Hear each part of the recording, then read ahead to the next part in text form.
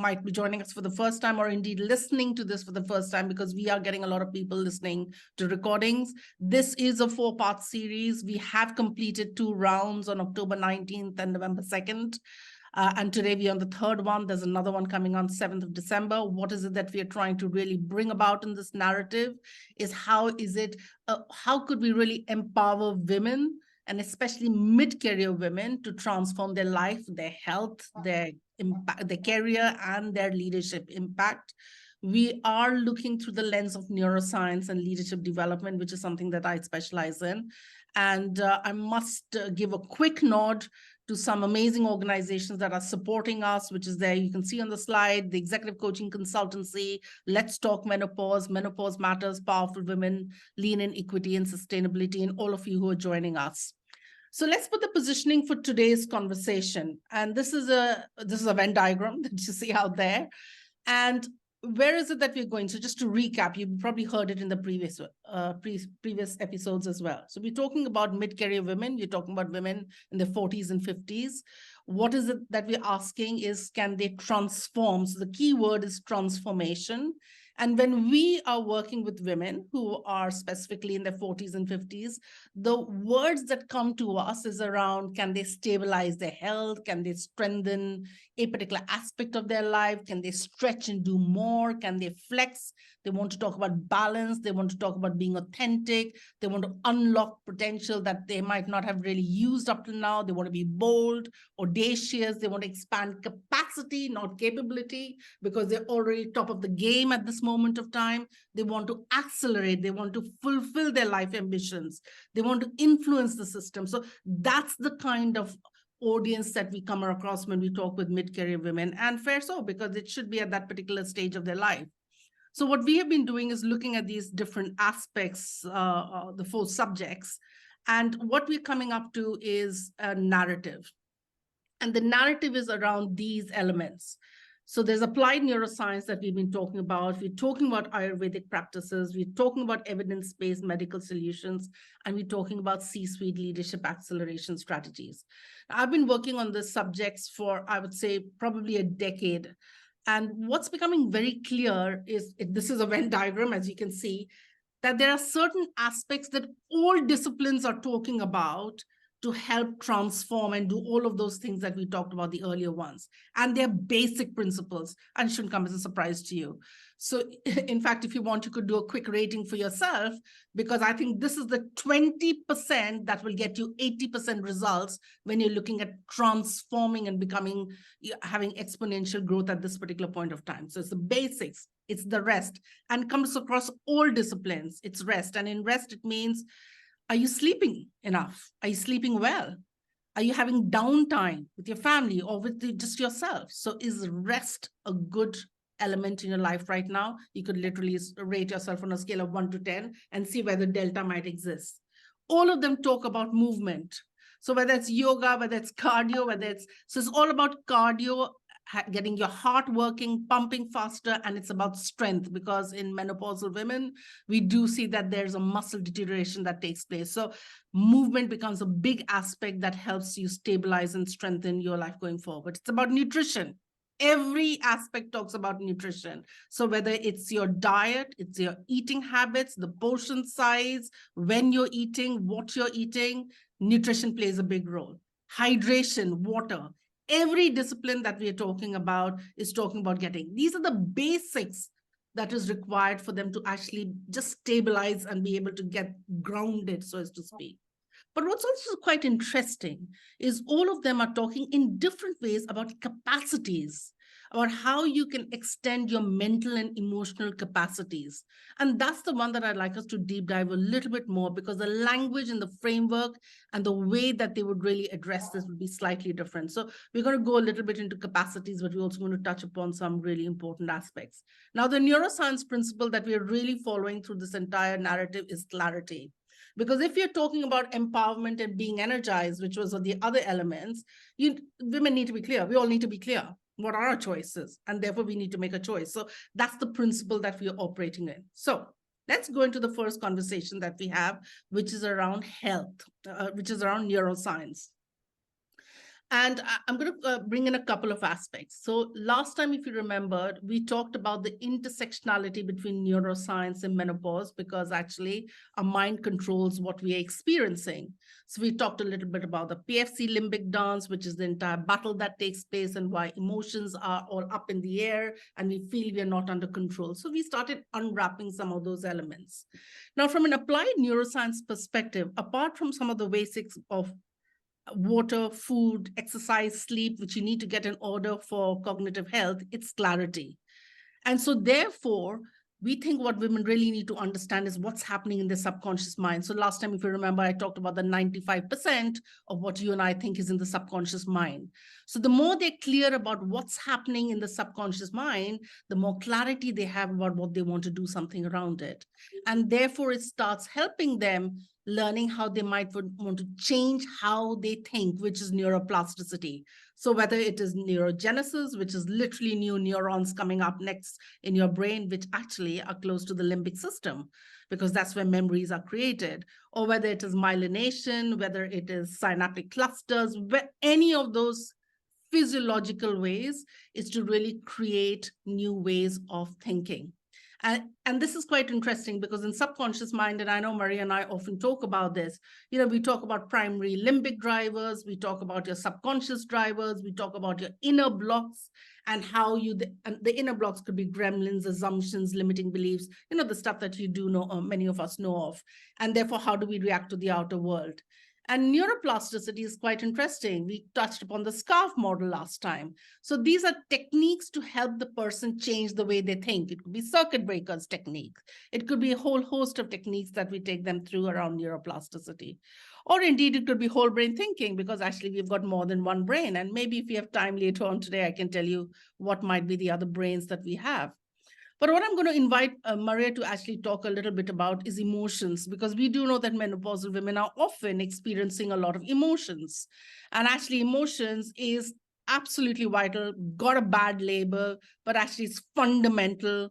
In fact, it's our limbic system is the reservoir of emotions. Everything that you and I experience first gets through the limbic system to just see whether there's a memory attached to it, where it needs to go into a fight, flight, freeze. So it's extremely important, but it has a bad press. And sometimes we have not been trained how to use our emotions. So Maria, can I just ask you to step in here and talk to us a little bit about the lovely stuff we have on the right-hand side of the slide, and indeed anything else you'd like to add on? Brilliant. Thank you so much, Reena. Like you said, emotions have over the years got a bit of a bad press. But in real terms, now that applied neuroscience is showing us emotions are data points. Our brain was made to move us. It does all amazing things after that, very sophisticated thinking. It got us to the moon. But its first and primary job was to move us away from threat and towards reward. And the brain uses emotions as its data points, because cognitive thinking, higher executive functions, just takes too much energy. It's a very new system. It uses 20% of the body's overall resources. So when it comes to moving us and keeping us alive, which is the brain's overarching organizing principle, it doesn't use thinking and cognitive capacity. It uses how you feel. And that's the data point to show what we do next. So the thing about emotions is we have initially 6 primary emotions, and these serve to keep us in that state of well-being, survival, or thriving. So obviously, if you have a look, you have happy, which is a wonderful emotion because that keeps us connected. We have surprise, so that we can take in new information, because the limbic system sees new things as a bit of a threat. So a primary emotion that means that we don't see things as so much of a threat is the surprise emotion. It allows us to take in novel and new experiences. We have anger, to run away or fight. We have disgust, because in actual fact, you were talking about the different brains. We know we have a lot of connection in our guts and a lot of neurons in our stomachs, which actually talk to our brain without going through our awareness. And disgust is basically one of the primary emotions that have got us to where we are today. If we didn't have disgust, we'd have eaten a lot of food that wouldn't have served the human race to get where we are now. We have fear because We need to be mindful of the things that threaten us. And we have sadness so that we can withdraw and heal. Sadness is very akin to healing, although most of us, when we feel sad, are not necessarily making that connection in our mind. And the reason we've got primary emotions is to give the brain that data. What do I do next? Where do I move next? But the thing is, we have these primary emotions, but also as sophisticated and complex animals, we have a whole bunch of other emotions that also inform where we go, what we do. What's really important if we want to calm that limbic PFC seesaw so that we keep the fight, flight, freeze, or faint side of us more balanced with our thinking mind, we need to make sure that when we are, when you get that sense of overwhelm, which sometimes menopause can really bring on for no particular reason, and you don't even know why it's happened. One of the best strategies to turn the PFC back on, to balance that limbic PFC seesaw, is to ask yourself the question, what exactly am I feeling? You're asking that question to give your brain that data. The problem is, using a term from transactional analysis, very often we will racket our emotions, i.e. lay one emotion on top of another emotion and mask it. So for example, I could be really angry. That tells my brain that I'm ready to fight. But anger is a very racketed emotion. Very often it overlays on hurt. I could be very hurt. That's why I'm angry. I could be embarrassed. That's why I'm angry. I could be frustrated. I could be sad. I could be many emotions. Now, if I just go with how am I feeling? I'm angry. I'm giving my brain exactly the wrong data, because actually that's saying I want to stand there and fight. I'm going to be confrontational. But if my actual feelings hurt, I need to withdraw and work out why I'm feeling like I'm feeling. So one of the things that I think is really important as we use the neuroscience lens to look at the menopause feelings, the huge confusion that it can bring, all of the different states that suddenly happen to us without us even realizing, if we can get really accurate in our discernment of what our emotions are, we are much quicker to give the brain the right data to move us in the right direction. So I think one of the hacks I like to give is for people to spend some time just taking some notes of what they're saying they're feeling, and then actually looking afterwards and going, was it that? Was I really angry, or was I hurt? Was I embarrassed? Or was I really scared? Or maybe I was just not feeling comfortable to do anything that day. Yeah. So the lovely thing about neuroscience is it gives us very simple hacks.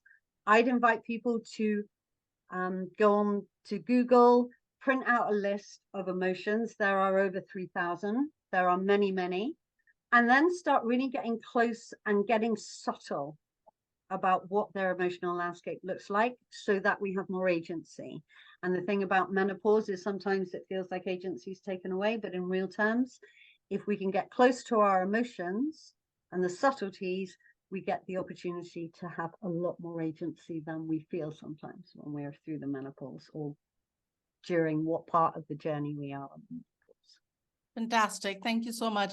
And this is such a nice thing that you put in, because often what we talk about, oh, we just had somebody scribble on the whiteboard. Thank you very much, but I don't know how to remove it now. But, this is really interesting, because one of the things that we often say is that as human beings, we are going to feel emotions. There's no running away from it. These are primary emotions, as Maria kind of said. But sadly, often when women are growing up, they don't get that signal, as you well know. And so therefore the racket emotions becomes really intense, because they're trying to mask the emotions. But actually, if you want to be able to really live a fulfilled life, you want to know what your emotions are. Because one of the principles that we often talk about is feel the emotion, don't be the emotion. So it's okay to feel angry, but it is your choice whether you want to continue to be angry. But the point is that people stop at the first level itself. So often we have this whole conversation around really understanding it And therefore, we also give people a lot of insights in the subconscious mind about, what is your fight, flight, freeze response like, what are your drivers, and how can you really operate around it. So applied neuroscience, I think so, is bringing in some aspects to help people stretch and expand their capacity to be able to do more, think more. And I think so in today's day and age, we need transformational leaders. And so, we are punting towards that direction of saying women, if they can really harness and regulate their emotions, actually they can bring in a lot of value for themselves, but also for the people around them. So that's one angle we are taking. It is a deep subject, but we just want to give you a taste of how applied neuroscience could help women pivot at this particular point of time. Because as Maria said, during menopause, I often use the analogy of a volcano, because emotions are all up in the air because of past baggage, maybe, or maybe because your cortisol levels are going all up in the air. But instead of running away from it, we are saying, actually, can you just watch what's coming out, because it's giving you data points about who you are. So before the molten lava actually solidifies, maybe you can gain some insights and intelligence and actually tweak the way that you can lead your life thereafter. So that's the angle that we would like to take with applied neuroscience. But I'd like us to kind of just step into the other conversation that we'd like to bring in today, which is around Ayurveda. Now, this is a fascinating subject. As we talked about in the last time, it's been there for thousands of years. It is the science of life. That's what the Sanskrit word talks about. It was created by people long ago. And therefore, I think so, in my view, the limitation it has is a language, because people don't really understand what it is all about. So my journey really has been trying to club the two between neuroscience and Ayurveda. And actually, there is a lot of overlaps that take place. So Ayurveda does talk about, if you remember last time, we talked about the doshas, which were the 5 elements that were there in the body, of how the body is made up. But what's the principle behind it? Because what Ayurveda talks about is balance. It's about how can you balance your inner world with the outer world. But hey, wait a minute, that's what we talked about in applied neuroscience as well, about how do you balance the inner blocks and the outer blocks, right? So you can start seeing the similarities that is there. The language that Ayurveda uses of saying is that actually, if you want to balance yourself with the environment outside, your body is made up of 5 elements, which is earth, water, fire, space, air. And the word dosha means actually fault. It's an Indian word which means fault. So if I have a dosha, i.e., if my dosha is more towards earth and fire, for example, it means I have a tendency for those elements to be on the higher side. And hence I need to balance it off, because otherwise if I have too much of fire or air, it might create a problem. And for menopausal women, we do know that there are 2 that are in the limelight that Colette's going to talk about, which is fire and air. So how do you balance it out? So that becomes quite an interesting conversation. In fact, that seems to be a good point for me to invite Colette in to talk a little bit about that, and also about that amazing picture, which is talks about the 5 layers of being. So Colette, can I welcome you into the conversation here? Thank you very much, Reena, and thank you very much, Maria, as well. It's just so fascinating for me to hear somebody talking from a sort of neuroscience point of view about things which are so passionate to me, but I just use different language because I'm using the Ayurvedic language. Yeah, thanks for that recap as well on the doshas. So you have 5 elements which are attributable to absolutely everything in the cosmos, us included, which are space, air, fire, water, and earth. And those elements come together to form the faults, which are doshas, which Reena has just recapped on. So the 2 most important doshas, really, when we're talking about the menopause particularly, are pitta. Pitta is fire. It governs heat. So there's a clue there in terms of hot flashes, hot tempers, hot emotions. And the second one is vata. Vata is made of space and air. It governs the nervous system, and it's all about change. And of course, the menopause is now called the menopause, but for many years it was called the change. This is a period of life where we are going to change, and we are going to move into a new season of our lives. So when you come into the menopause, the interesting thing that I found with clients is that sometimes they're coming in with excess pitta anyway, or excess vata, particularly excess pitta. And I think the reasons for that is because we live in quite a pitta world. Pitta attributes, which are go-getting, liking a challenge, loving a to-do list, those tend to be the kind of things that modern life quite likes. So a lot of women are coming in with high pitta anyway, and they're going to come into a pitta stage of life. Pitta also governs the hormones. So someone that's going to come in with pitta and vata, I'm going to talk about in terms of 2 case studies. The woman that I'm going to call Mrs. Pitta, she had quite a lot of anger. She had a lot of excess heat, hot flashes, and so on, and sometimes heavy bleeding. The other lady I'm going to call Mrs. Vata, she was very different. It was less about the anger, talking about emotions again, much more about anxiety, dryness in the body, dry hair, dry skin, dry in general, scanty bleeds rather than heavy bleeds, and perhaps a tendency towards things like constipation, and also that time which happens for a lot of women where they wake up around 4 o'clock in the morning, which of course is also Vata time, because these doshas don't just govern us, they govern the times of day, they govern the seasons. And that time of the morning is when Vata is rising. So that's often when people who have more of a Vata aspect to their menopause will often find they wake up, and it's quite annoying because they then can't get back to sleep. But whether it's more about too much fire in the system or too much space and air in the system, the result is that you have an energy imbalance and you have an energy depletion. So how do we restore that from an Ayurvedic point of view? We look at 3 main things in particular. We look at strengthening what is called Agni, which is essentially our digestive fire, how we digest foods, but how we digest everything, emotions that we bring in, the environment that we bring in, other people's emotions that we bring in. What is our capacity to be able to transform that into something that works for us, or in stuff that we can get out of the mind or body that doesn't work for us? And this also has quite a lot to do with vagal tone and that connection between the brain and the gut, and that gut-brain axis, and how we can build on our capacities in that area in order to be able to help us transform better. So we've got strengthening Agni. If we have strong abilities to transform, we're going to have a less toxic environment in the body. And a lot of the time I find with clients that actually they're coming in quite toxic, and therefore a lot of the symptoms that they're seeing, yes, you could say it's down to menopause, but some of it's actually just down to the fact that their system needs cleaning out. And when we undergo certain cleaning practices, and I'll talk a little bit about some of them a bit later on if I've got time, we often see anything up to a 50% reduction in this, either in the types of symptoms or in the severity of the symptoms. So we look at toxicity second, then we look at reducing the dosha. So it might be that you've got too much of the vata or too much of the pitta, and we will work differently to bring those 2 down. So in that sense, those 3 things are universal to everybody.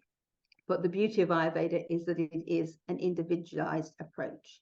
And it is also a 360-degree approach. It's looking at you as a being, not just your physical outer self. So that's when we start to begin to tailor things for the individual, because the menopause is going to show up completely differently in everyone, even though there are some underlying factors which may well be seen in everyone. It is a unique experience for us all.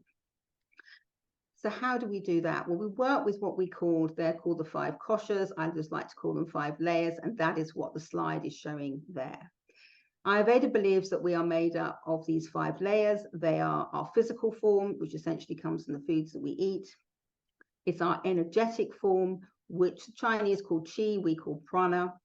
It is our mental, which comes back to the cognitive functions of the mind, so mental and emotional body, and the wisdom body. And that's that small voice that we often hear that tells us the right way to go, but which often we ignore because we're busy or we've got stuff to do or whatever it might be. But it is there, and it is core to the being.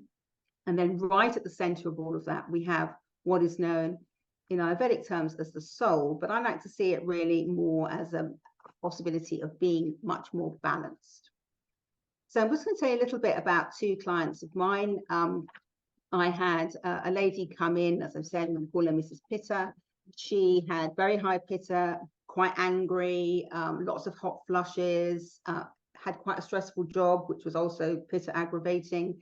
And she was part of what I call the sandwich generation. So she had hormonal teenagers who were also having pitta. And then she had parents who had been very supportive, but were now moving into their sort of final stage of life where they were needing support. So this poor woman was being, pulled from pillar to post right across all aspects of her life.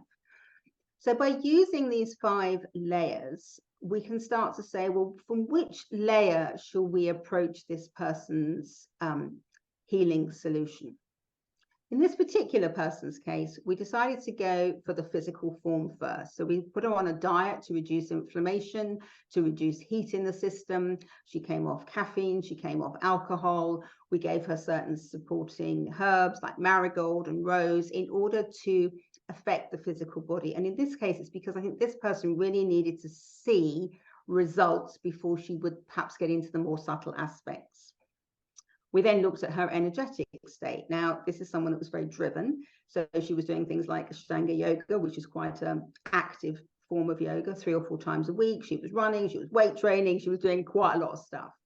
So the second thing was to look at that and say, is that too much stuff? Is that too much pitta? Because all of those activities are very aggravating to pitta. They're going to bring the pitta up.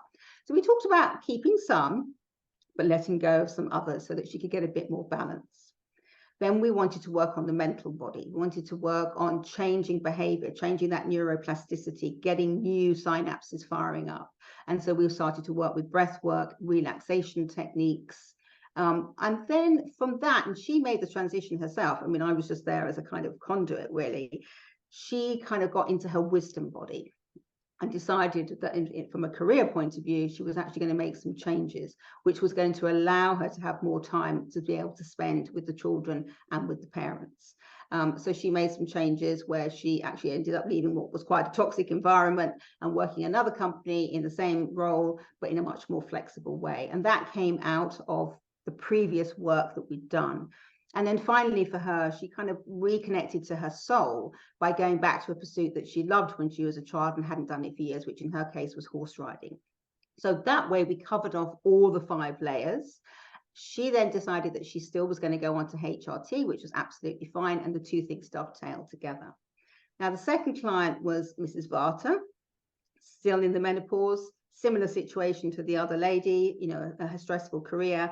But she was showing much more in terms of anxiety, really tired because she just was not getting sleep, which would be an aspect of Vata anyway. And she was quite Vata aggravated, but now she was adding the Vata aspects of menopause as well. So because she was tired, she was getting the mental fog and all of that, those kind of things. So slightly different symptoms to the other lady. Now with her, we didn't start on the physical form, we started on the mental form, because she was so agitated, and as I've said, Vata governs the nervous system, that we needed to bring that down before we could start to implement other activities. So we did breath work from the energetic body. Because sleep was a bit elusive, we did things like yoga nidra, which is a form of yoga where you're basically lying down and you go into that deep relaxation state. You go down into the parasympathetic nervous system, and the body can do a lot of its self-healing, but you are actually still awake. Once she had that in place, she was now getting rest, which I think is something that Reena talked about in the first slide. And that took some of the anxiety off the whole bedroom routine and getting to sleep. And she started to feel a lot better. Then we looked at the physical form. So we changed her diet. Dryness is an aspect of Vata. So we looked at a diet that was going to produce, be nourishing, but be really juicy in order to counter that dryness. And we gave her something like Charanprash, which is a herbal jam, which we use in Ayurveda. It's got sweetness to it. It's got 30 or 40 different herbs, really good for the tissues. And it was something that she felt she really enjoyed eating. And then she, again, of her own volition, came into her wisdom body. She decided that she was really going to claim her self-care time and not get pulled from pillar to post. And she committed to monthly bodily treatments and massages. And we did Shirodhara with her, which is the signature treatment of Ayurveda, where you slowly drop warm oil onto the third eye, which connects into the pineal gland. So that was 2. She decided she didn't want to go on HRT. So we had 2 completely different approaches there, and they worked for the individual. So I hope that's given you some idea of what that slide is all about, and how, although there are some universal aspects to treating the menopause across the board, it's about how we drill down for the individual that's going to end up with a healing plan that works for them. Thanks so much, Colette. That's absolutely brilliant. So again, I'm sure you've already started noticing the overlaying that's taking place between the two topics that we've covered in. And we're now going to move into another one. But before we do that, I'm wondering, literally 1 minute, Colette, can I ask you to just talk about Dinacharya? Because on October 19th, we didn't have time to talk about it. And I know you've already touched upon it, but just tell us, what is Dinacharya? So that Dinacharya, very simply, is your daily routine. And ideally, you would have a routine that connects. Remember that the doshas are in all of everything, and they're in all of us. So ideally, you would have a daily routine that connects into the cycle of the day. And I'll give you one example. We would hope that you would have your main meal, and I know this is difficult in modern life, that you'd have your main meal when your digestive powers are at their height, which is lunchtime. And the reason for that is the sun is at its highest point, and therefore you can gain the most energy from the sun. Other things to do with Dinacharya, particularly with things like the menopause, it might be that you get into having a nightly milky, spicy drink that helps with sleep. You might have a cleansing day once a week, which really helps to bring nutrients into the colon.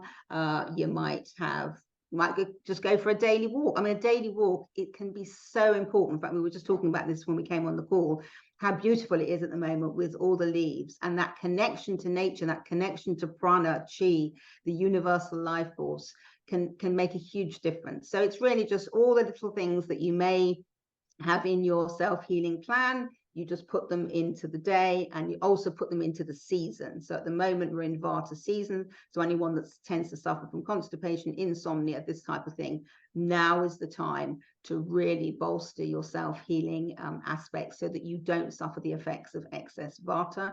And then you move into the Kapha season, and then we move into Pitta season. So it's just your daily routine, essentially. Thank you. Thank you. And of course, each of these topics are very dense. So we just want to give you a taste of how it might feel like for a woman to get this different information and to then individualize the way that she might want to look after herself at this particular phase of her life.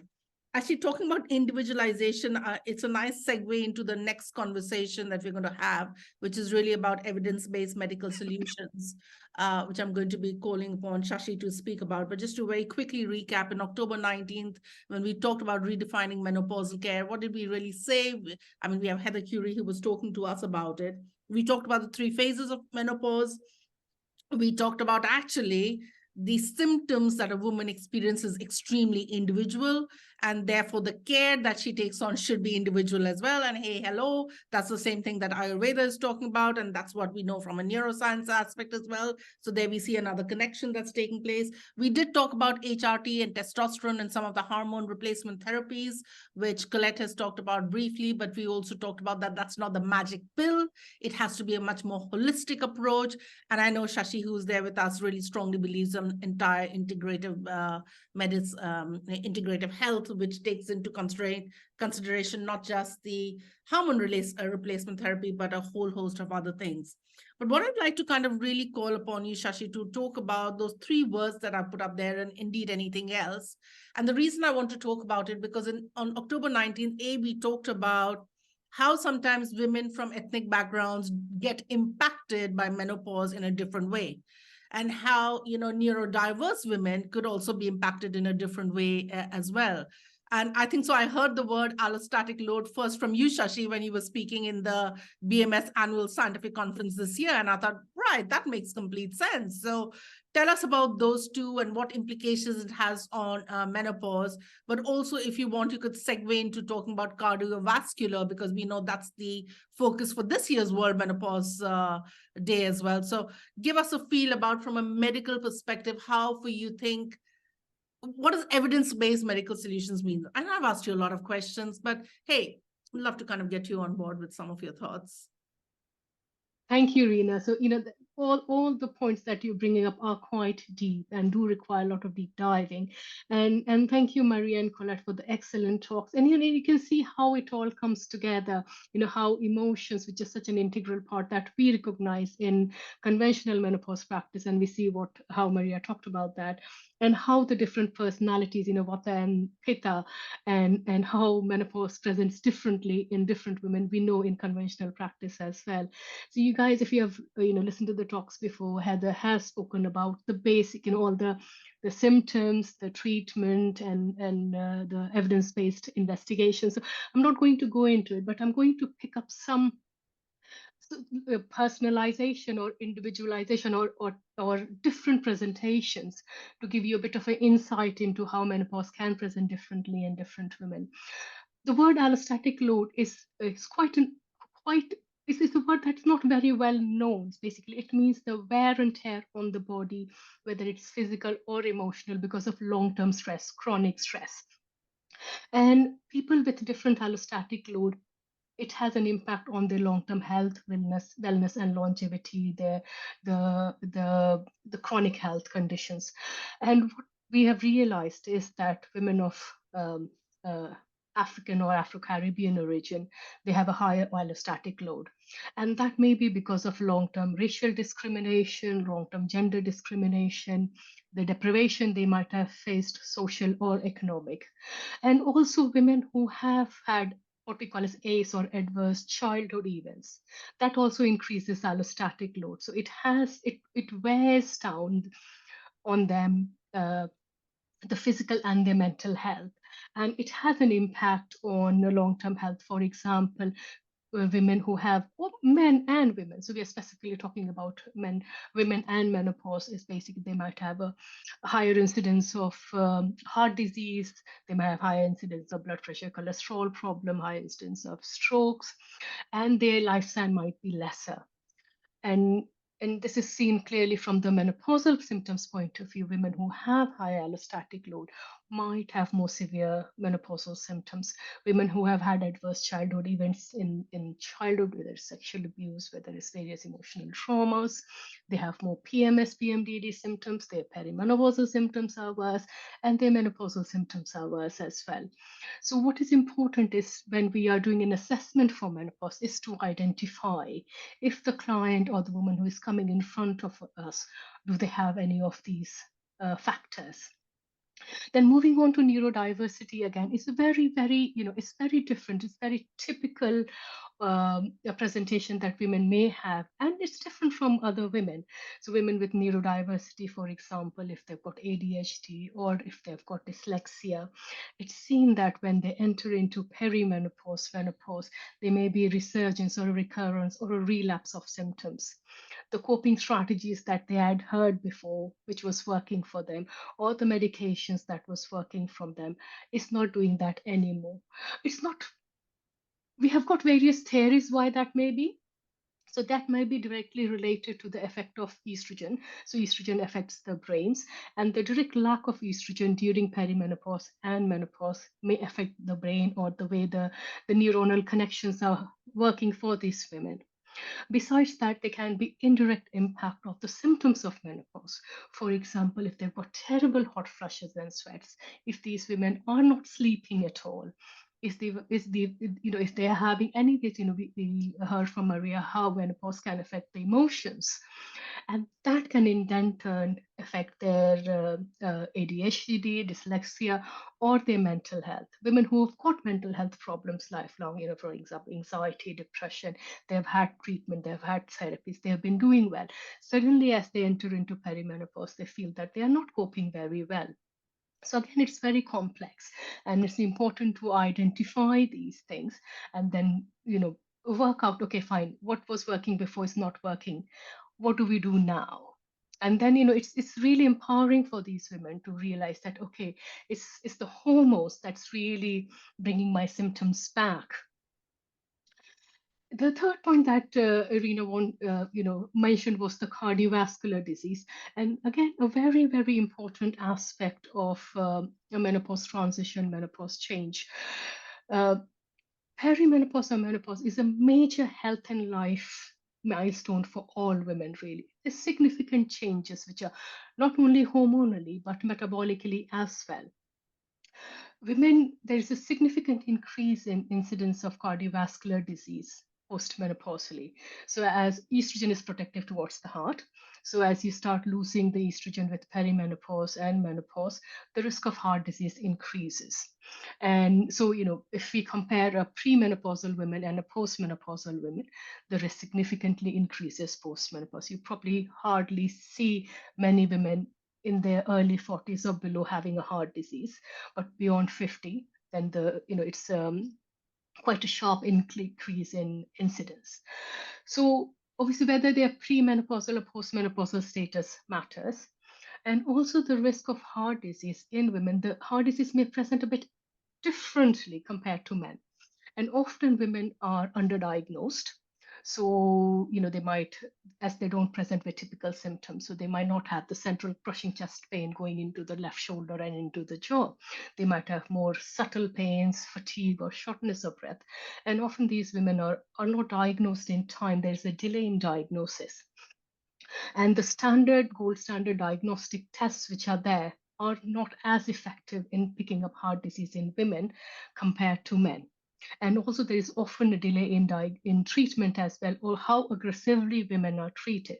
So even though compared to men, women are much protected in their younger life because of the estrogen, postmenopausally, if they do get cardiovascular disease or heart disease, their prognosis is worse. They tend to do worse than men with the similar conditions. And on top of that, then there are issues within certain ethnic groups, certain races. For example, South Asian people, men and women, are 2 to 5 times higher risk of heart disease compared to other ethnic groups. And also Black women, women of African or African Caribbean origin, they are at a significantly higher risk of heart disease as well. Women who are having very severe hot flushes and night sweats, that is an independent risk factor for heart disease. So there are quite a few nuances there in menopausal, postmenopausal health and cardiovascular health that we need to be aware of, so that then we are able to pick up these women who are at a higher risk and then do appropriate investigations and treatment. So for what are the tests, what are the biomarkers, what other things can be done besides hormonal testing?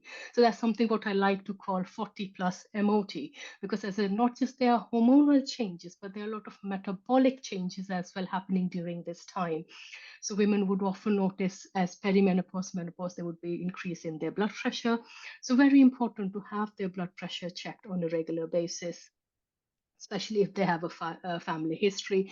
Then there can be change in their blood sugar metabolism. So the women start to have what we call as insulin resistance, that their body is not responding very well to the insulin they are producing, the blood sugar goes up. So doing a test for insulin resistance, pre-diabetes and diabetes is again very important. Then the cholesterol profile, the lipid profile begins to change. The good cholesterol begins to get less, and they begin to build up the bad cholesterol or the triglycerides with the change in the hormones. So important to have your serum lipids checked as well. And then the aggressive lifestyle interventions, nutrition, exercise, we have talked about it in previous webinars as well, along with the judicious use of hormone replacement therapy. Obviously, I'm quite pro hormone replacement therapy because that's what I do. But and then you bring everything together, really. You personalize the care. We are moving into in the fields of precision medicine. Personalize it, make it custom made for the women, whatever works, whether it's Ayurveda, whether it's neuroscience, whether it's hormone replacement therapy, whether it's more lifestyle interventions, then we go for that. Amazing. Thank you. And again, a lot of complexities, as we well know, but I think so the important thing is to give women the access to such information and such kind of consultations. Shashi, becomes quite important because, of course, sometimes people don't get that kind of a support from GPs, though, of course, we're seeing a big change right now. But really to get that evidence-based solution becomes so important from the medical field. And I think so for us, what we're beginning to hear is that it's not an either or, it's really an and. So, how is it that a woman can bring in these various aspects together and then be more informed about what is it that's going to work for her going forward as well? So thank you for that, Shashi. And I wish we had more time and to do a part 2, because I would love to bring back the interlinkages that are taking place. But just to kind of round off today's conversation, I'd like to bring in the last aspect. And this is really about leadership, because a lot of people that we are working with or we are really targeting and we want to support are women who are, whether in society or in organization, what I would call the C-suite, i.e. they're people women who can create a real impact, whether they are in their organization or in communities. And therefore, that's what I mean by C-suite. And when we're working with C-suite, we are never working on capabilities really. But what we're talking about is capacities, because when the capacity is low, the mind goes into a limbic state, and hence they go into a fight, flight, freeze, or their health is not working, so they go back into a limbic state, which stops them being collaborative and creative and transformative and all of the stuff that we're talking about. So the pieces of work that we would really like to focus or invite women to look at is how do they manage their energy. And actually the diagram that you're seeing out there is a concept that we use, which is known as the 7 lenses of leadership. And it's you can Google it. It's energy leadership index assessment. Is something that I'm trained on. But let me just draw your attention on things that have come up thus far that are showing up in this as well. So if you look at right in the middle, you can see all the emotion words coming in right there. And so right from apathy up to absolute passion are different emotions. But what it does in this is it starts creating a connection between the thought and the action that takes place. So for example, if I'm angry, the core thought is there's something that's conflicting me, and therefore I'm going to go into a fight, a defiance kind of a state. Or for that matter, if I'm in a state of, say, feeling a bit peaceful, so then I'm kind of more adjusting, I'm reconciled as to whatever that's happening in my life, and therefore I accept things far more. So my actions will be acceptance oriented. But here's the science behind it. The science behind it is what we call the energy spectrum. So for a moment, just think that if energy was in a spectrum, we have what we call catabolic to anabolic energy. And some of you all might have heard that. And anabolic energy is anything that you're seeing on the higher levels. So peace, joy, compassion, absolute passion. That's when you've got chemicals in your body such as dopamine, oxytocin, serotonin. Your whole brain is thinking, you're in a right state of mind, and therefore you're being a transformational person, because those leaders who are anabolic start making shifts in the organization, a positive shift.